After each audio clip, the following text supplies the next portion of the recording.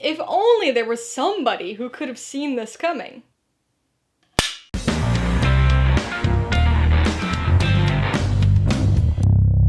Hey everybody, welcome to Mainly Movies. Today I'm going to be talking about the fourth film in the SSU, Sony's 2024 superhero movie, Madame Webb. If you're new here, please consider subscribing for a variety of movie-related content, like reviews, rank lists, and trailer reactions. All my reviews include a breakdown of the pros and cons, my rating, and some tailored film recommendations, so be sure to watch through to the end of this video for all of that extra content. Madame Webb stars Dakota Johnson, Tahar Rahim, and Sweeney, and was directed by S.J. Clarkson. It tells the origin story of Madame Webb, who must learn about her past and her abilities while trying to protect three teenagers whose futures are threatened. Ah, here we are. Nobody's favorite superhero cinematic universe has dished out another Spider-Man-free Marvel tale. With arguably the worst track record of all of the superhero franchises, Sony's Spider-Man universe has been a strange and very uneven experience so far. It's a series that has felt like it's been on its last breath since its inception, and yet new entries are released with surprising regularity. Whether intentional or not, the films of the SSU have always felt like movies that could have come out in the early 2000s, so it's fitting that we finally got one that's actually set then. Unfortunately, it doesn't capitalize on it. It's got the cheesy quality of those early comic book movies, but never embraces it. Unlike the Venom films, for example, Madame Webb isn't particularly fun. It's not funny, it's not entertainingly campy, it's just sort of there. Despite being a fairly big departure from the source material, this origin story and general premise had potential. It just wasted it on a shoddily made movie of pure setup for a franchise that's unlikely to continue. As much as I hate to say it, this film has got some serious issues, the vast majority of which can be traced back to the screenplay. Structurally, Madame Webb is a mess. Unlike the precise organization of actual arachnid webs, the web this film weaves is a confusing jumble of threads. Now, I can understand how a film about premonitions and seeing the future could be a bit challenging to craft. I mean, how do you convey that in an understandable but visually interesting way? This film decides to mostly utilize what I would call the fake-out method, over and over again. Essentially, we watch something happen. A conversation, an action sequence, whatever, that the film presents as reality, only for us to suddenly cut to Cassie Webb having a "that's so Raven" moment, revealing that it was all just a premonition. It's an idea that could have been cool, and could have worked if it hadn't been done so poorly and so repetitively. When you throw in multiple characters' dream premonitions, visions of the past, and other unexplained powers, the story becomes a messy web that's hard to get out of. Obviously, there's more to a screenplay than just the structure, so we've got to talk about the script and dialogue component here too. It's rough. You could argue that it's harking back to some of the excessively comic booky movies of the early 2000s, but like I said before, without the humor or the fun cheesiness, it's not able to capture or emulate that quality. Individual lines of dialogue here are pretty bad, but man is this script exposition heavy. Characters are constantly delivering these big monologues or presenting their life story to other characters. There's a whole lot of telling, but very little showing. Ironic for a movie about being able to see the future. As a result of the script, nearly all of the actors struggle with their line deliveries, appearing much less talented than they actually are. And I'm sure the very evident rewrites didn't help any of this either. Most movies utilize ADR, or automated dialogue replacement, to some extent, but the ADR work here was so extensive and so poorly done that it felt like I was watching a spaghetti western at times. You know, I really hate giving negative reviews. You guys know that even for movies I don't like, I still try to look for the positive aspects. Sometimes that's a little harder than other times, but I rarely encounter a movie that's as frustratingly and disappointingly inept as this. Most of the time with the movies I don't like, it's just that.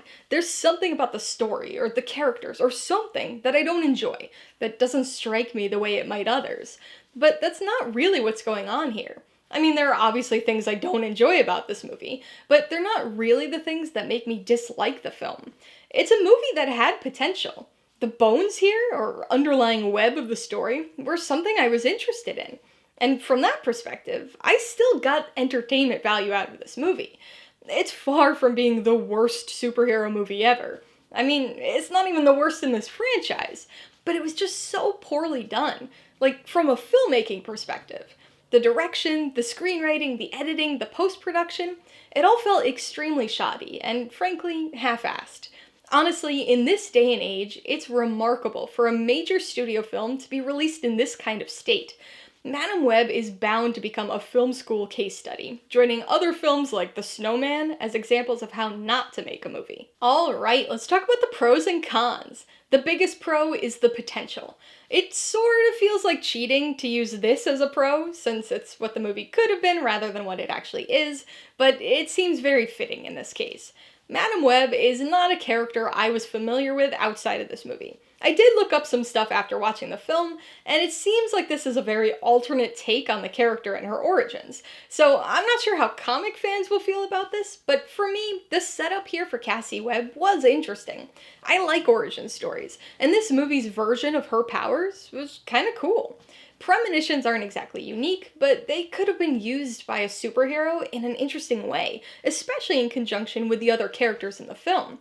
And we get a taste of that at the very end, but then the movie's over. It's basically 2 hours of setup for what's likely to be nothing, which is a shame, because this probably could have been a fairly solid story if it had spent 45 minutes on setup and origin story stuff, and then another 45 minutes on applied superheroics. On the con side, the first issue is the structure. Admittedly, being able to convey premonitions and other alternative future visions in a film is a lot more difficult than just telling a linear story. But this film's premise completely hinges on that, because it's the main character's power. So you'd expect, or at least hope, that it could be incorporated into the film in a reasonable manner. Unfortunately, it's done in a shockingly messy way here. For big chunks of the film, everybody's confused about what's going on, the characters and us included. If you're actually invested in the story, you kind of eventually pick up on what they're going for with all the dreams and visions and time resets, even if the repetitive fake-out moments get irritating. But audience investment is a big ask for a film like this, so I think it's just going to be a confusing mess to many people. Con number 2 is the script.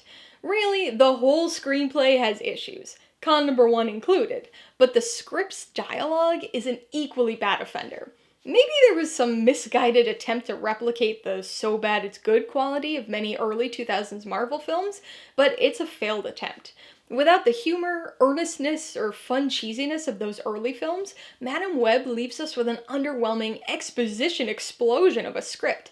Not only did this likely contribute to some low-energy, numbingly unenthusiastic line readings from many of the actors, but it also necessitated extensive rewrites, which only led to further issues. The third con is something I'm just going to sum up as the filmmaking.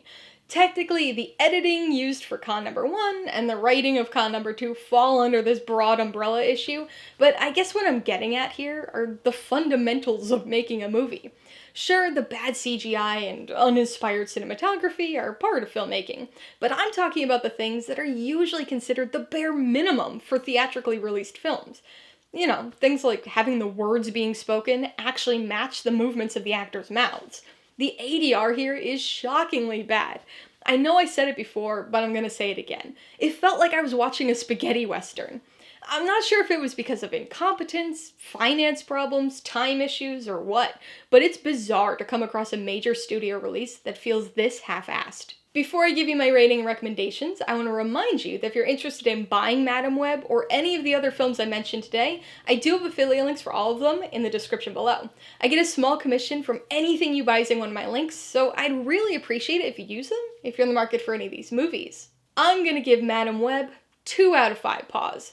This is a very incompetently made film, so a 2-paw rating might seem a little generous, but I suppose I didn't dislike the movie so much as I disliked the poor filmmaking. It had potential with an interestingly powered character, but was severely hampered by its messy structure, exposition-heavy script, and distractingly bad ADR. I would recommend Madame Webb only to those looking for a way to kill a few hours. As mindless entertainment or something to put on in the background and not really pay attention to, it'll probably be okay. But the changes to the character and story might alienate existing fans of Madame Webb, and I can't see this movie making any new fans either. It's very poorly made from a filmmaking standpoint, so honestly, this movie might be of most interest to film school students, or those looking to get into filmmaking who want an example of what not to do. If you liked Madam Web, I would recommend Final Destination 2. All of the Final Destination movies utilize a premonition component, and arguably, some of the later films in the franchise might be a better match for the quality of Madam Web, but Final Destination 2 is a fun, supernatural horror film about a girl who has a premonition and takes action to try to change future events. If you want another premonition story, but would prefer something closer to the quality of this film, you might like Premonition. Starring Sandra Bullock as a woman who has jumbled visions of her husband's impending death, this is another movie that had a lot of premonition potential, only to be hampered by a slightly confusing structure. And if you're just interested in watching another Spider-Man-free Spider-Man movie, you'll probably enjoy the SSU's best offering, Venom. It's cheesy, but it's a funny and very fun throwback to 2000s era superhero filmmaking. Alright, a couple questions for you guys. Number 1, have you seen Madam Web? If so, what'd you think of it? And number 2, what's your favorite movie featuring a character who can see the future? Be sure to leave your answers in the comments below so we can get a discussion going. Alright, so if you got some enjoyment, insight, or information on this review, I'd appreciate it if you'd hit that like button. And if you haven't done so already, please hit subscribe while you're at it to see more videos like this. Till next time, this has been Alyssa with Mainly Movies, the way life should be.